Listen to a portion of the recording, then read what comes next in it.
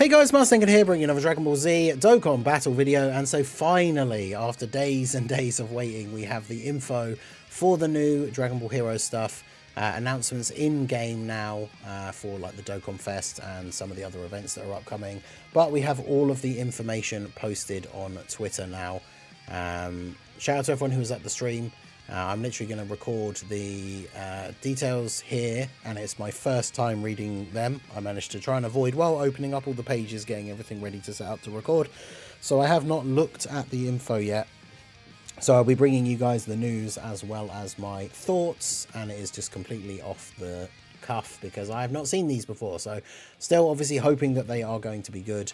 But yeah, we have the Dokkan Fest teaser, new Dokkan event coming soon for the Universe Tree Goku, obviously to get the medals for Goku, and I'm assuming at least one or two of the other units will awaken with the medals as well and get Fierce Battle. I guess we'll see when we see their links.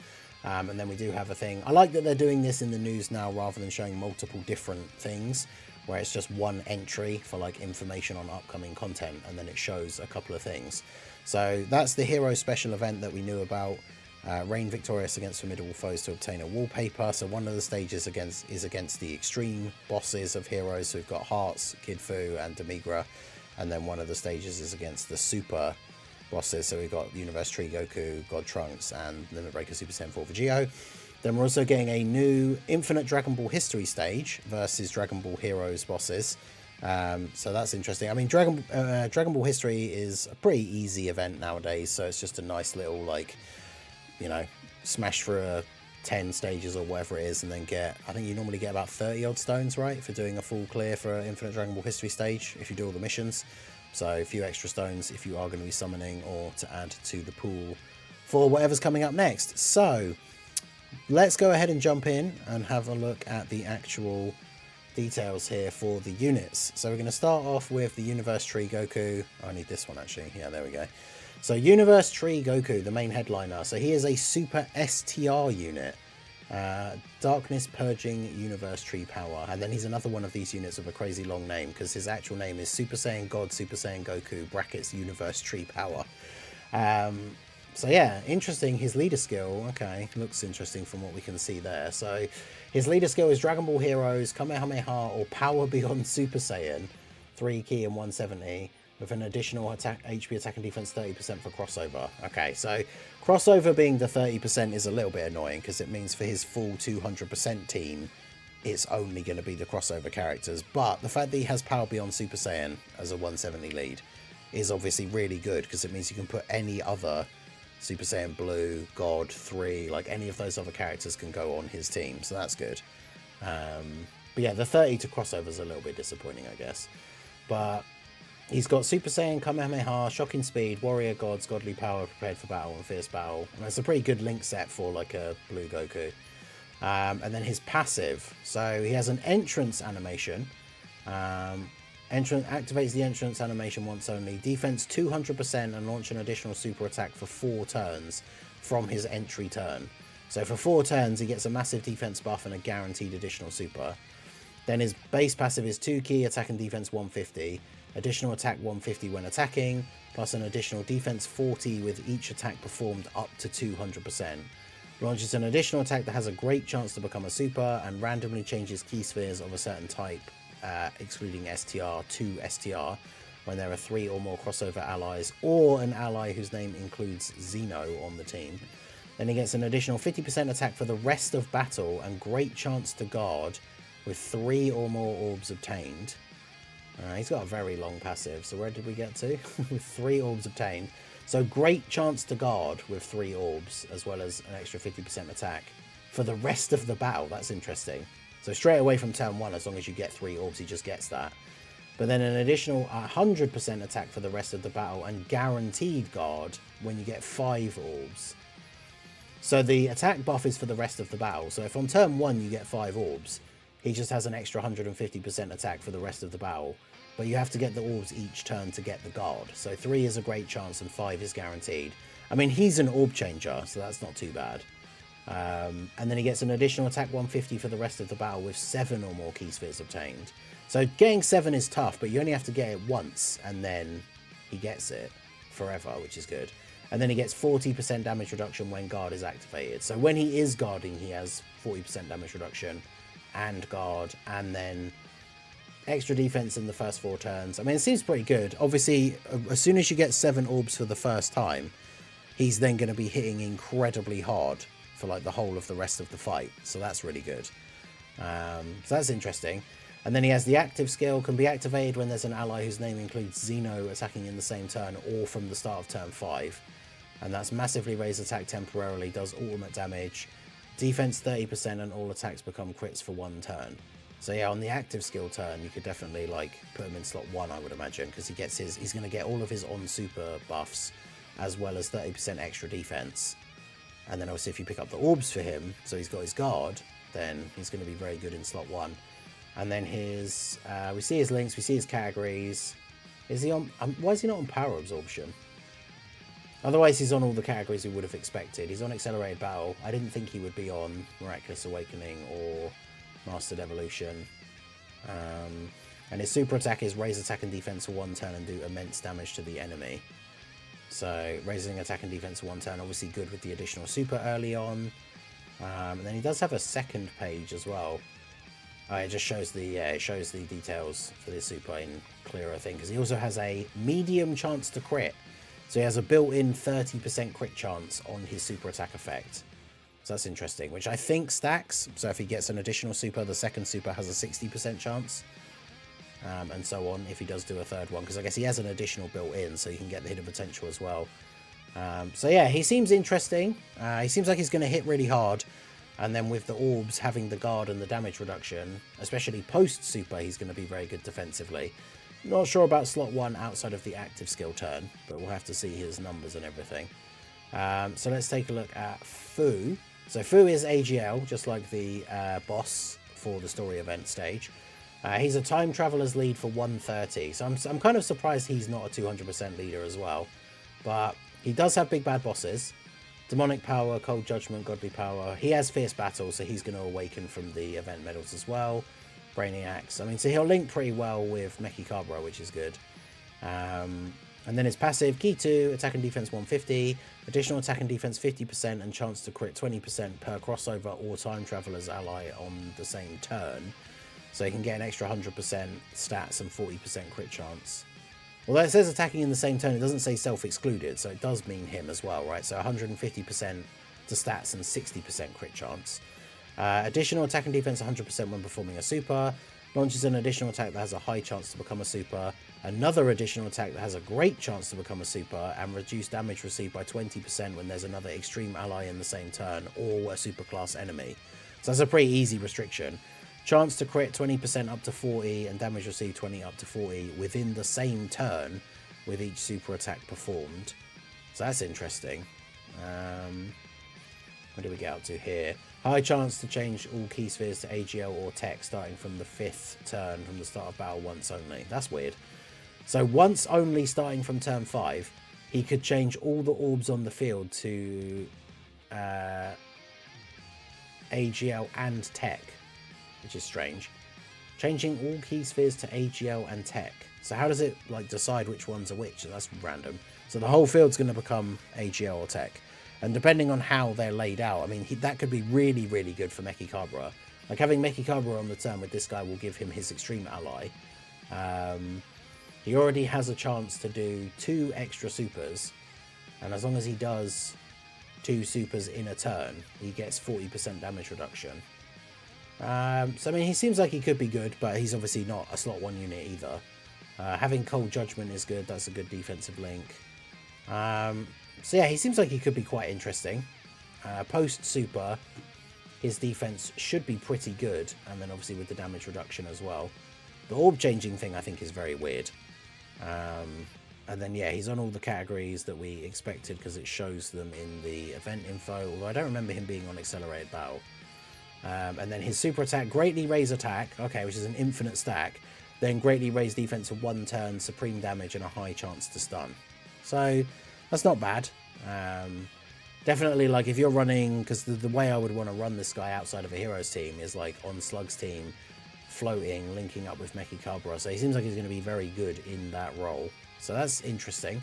Surprised he's not a 200% leader as well, and it's just Goku. But so then we have Eos, the previous like Supreme Kai of Time. So she has Realm of Gods 130 as her lead. She's definitely got a very weird link set. She does have sort of Cold Judgment though, I guess, which is good. But her link's definitely not looking too crazy. Her passive, attack and defense 120, additional defense 120 when receiving an attack, additional defense 120 if there's another crossover ally in the same turn and when receiving an attack. So she gets 240% defense when receiving an attack. That's interesting. Plus an additional defense 120.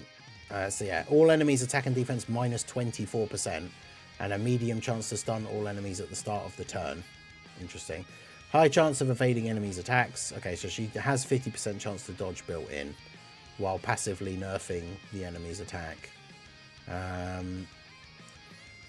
Additional chance of evading enemy's attack 10% within the same turn, and attack 60 up to 240 with each attack evaded.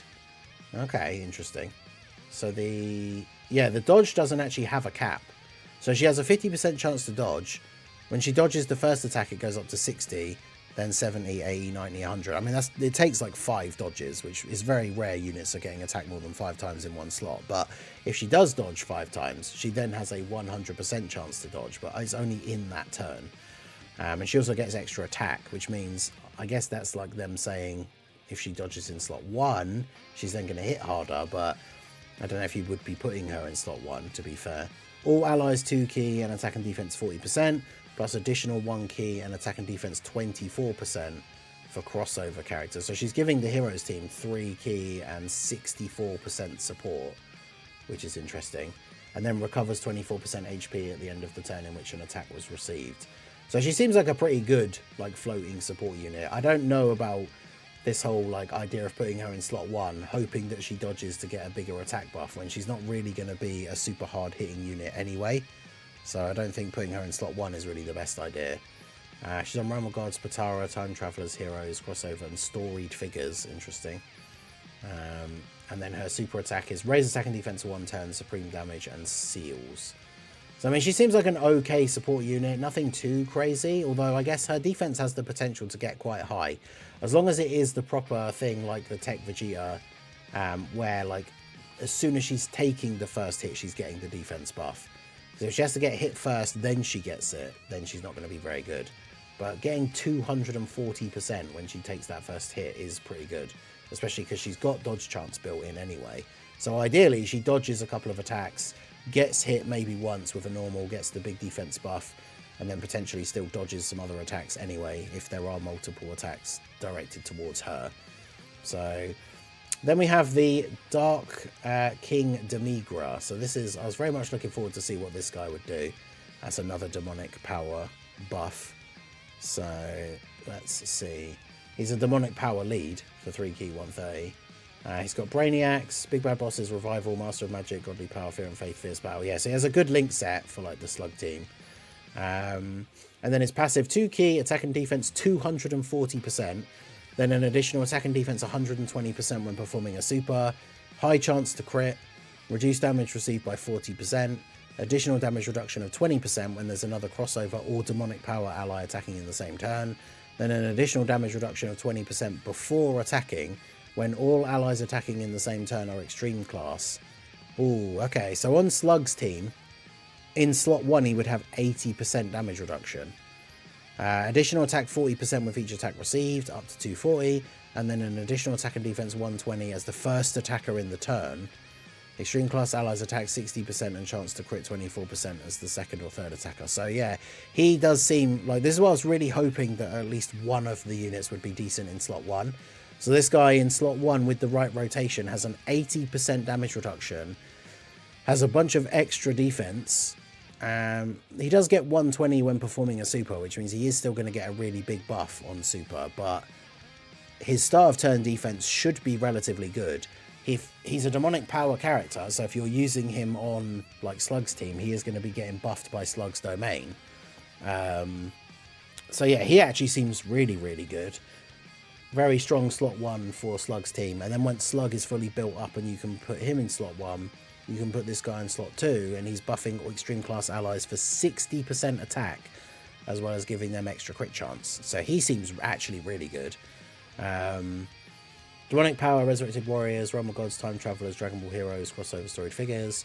His super attack effect is greatly raise attack for 1 turn and does supreme damage to the enemy. Extreme class allies defense 30% for 1 turn, self-excluded. So again, another reason why putting him in slot 1 is going to be good, because then he buffs everybody else on the rotation's defense.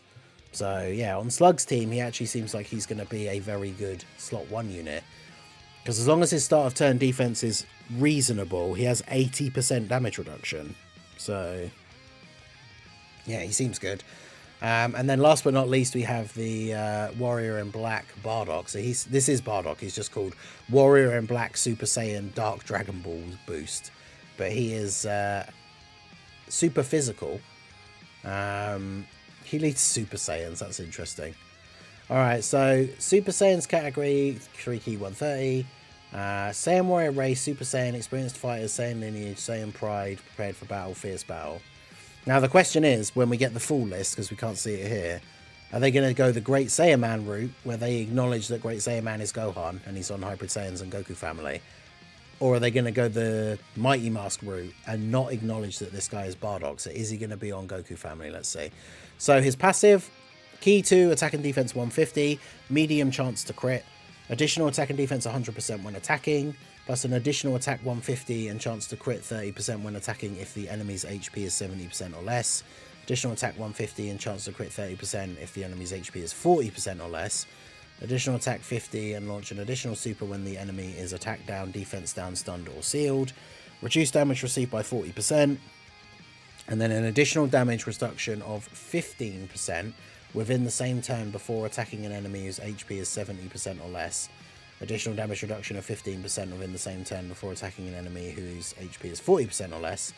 Additional attack and defense 100% and launches an additional super for the rest of the battle after delivering a final blow. Interesting. Oh yeah, there you go. There's his category. So he is on Goku family and Bond of Parent and Child. So that's good, because it does mean he'll get supported by the Xeno Goku as well. But so this guy's interesting because he gets a lot of attack buffs as well as extra damage reduction when the enemy's on really low health, which is good because by getting all of those attack buffs, it's then more likely that he will get the finishing blow, which then gives him extra stats and an additional super for the rest of the battle. But that's going to be kind of RNG, but like you're not going to want this guy on turn 1, right? You want him to appear for the first time on like turn 2 or even 3. When the phase is like the boss is almost dead, like ideally turn 2, like for a stronger team, like in some of these events where the first phase isn't too bad, you want him to be on turn 2 and then get the finishing blow, because it's going to be really interesting if he's on the rotation against an enemy who's at 40% or less HP. Then he's got 70% damage reduction and a huge amount of extra attack.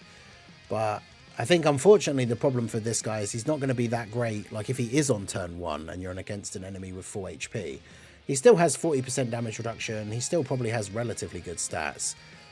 What is his super attack effect? Greatly raises attack and defense for 1 turn, supreme damage, and greatly lowers attack and defense. I mean, his super attack effect is decent. But, yeah, I'm not too sure. Like, against an enemy, when the enemy's on low HP, it seems like he's going to be really good. But the problem is just all the turns where the enemy isn't on low HP. But certainly could be interesting. He has damage reduction, which is nice. Greatly raising on super. Relatively good stats, especially if you do get that finishing blow. His stats should be quite interesting. So, yeah. Let's go ahead and take a look at the animations here. So I'm just going to pause the OST quickly. We haven't seen these like properly before. So this should be... We've seen, I think we saw, like, who did we see? Did they show Aos's? They showed Kid Fu and they showed the Universe Tree ones. But, yeah, let's play the animations here.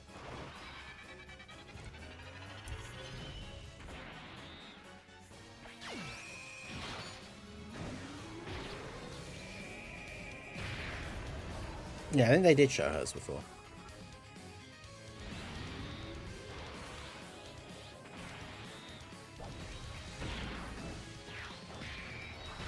I like that they're doing it against an enemy that has a massive aura, so it covers up parts of the thing. That's very basic. That's Demigra.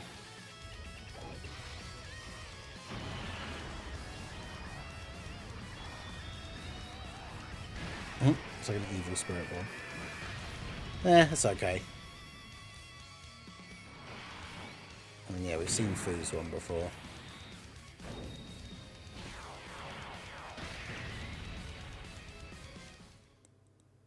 At least on some of these we're getting some close-ups.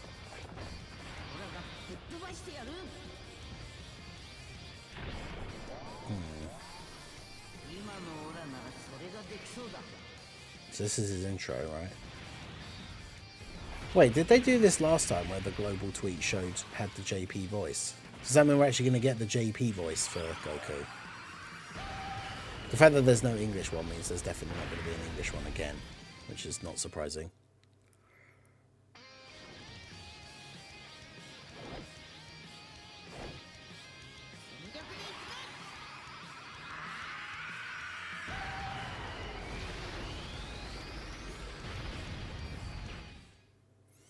Yeah, the active skill's awesome, but... Alright, well there you go. We also have the... JP did announce the Super Easy A for Beerus, which I don't know if anyone's going to have posted the translations for that yet, but of course, Global allergic to posting details for Easy A's. So I'll put like a... By the time this video goes up, someone might have translated it, so I'll just put like a pinned comment with the Beerus translations or something. Someone will have probably posted them in the Discord already as well. But there you go. So that is the Heroes units, the full information. I think I was expecting the banner to be out tomorrow because everything has said the 11th, but not PST. Because tomorrow morning for me, UK time, is the 11th in Japan, which is when the Heroes mode comes out in Divers.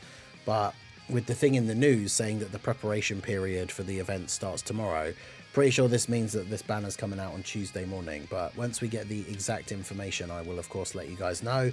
So let me know what you think of the Heroes units down below. Goku seems good. Fu seems like he'll be pretty good as like a third slot unit on the team. Demigra seems like he might actually be, outside of Goku, depending on Goku's actual performance, Demigra might be the best one. And then the Warrior and Black Bardock, like, seems okay. Like, there'll be turns where he'll be really good, but otherwise not so much. But yeah, and they didn't show, there's no like secret 6th and 7th unit, so I'm assuming then the banner is either going to have 2 other random characters thrown on it, or is just going to be a 5 featured unit banner. I guess we don't know. But yeah, let me know all your thoughts on the Heroes units. Are you going to be summoning? Are you excited for them? Let me know down below in the comment section. So that is going to be it for the video, guys. This has been the Master Ningen. Smash that like button, subscribe to the channel if you are new. Check out the links down below, and I will see you all again soon. Have a good one.